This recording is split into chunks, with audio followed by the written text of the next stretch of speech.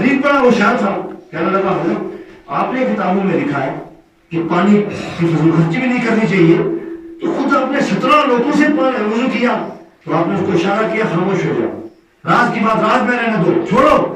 तो वो समझ गया, वो कहने लगा हजरत खुदा आपने नबी के वास्ते हमें बता दो क्या राज था, इतने कुत्ते डाले मैंने। तो आपने कहा कसम खुदा की मैंने एक लोटे से वजू किया है। कहा मैंने तो 17 कराए हैं। गौसे आजम कुतुबुल इरशाद है, सारे वलियों के सरदार है, गौसे आजम की इजाजत के बगैर कोई वली बन नहीं सकता, और अगर कोई वली बना हो गौसे आजम की वसीयत का इनकार कर दे, उनकी तौहीन कर दे, वो वली रह नहीं सकता।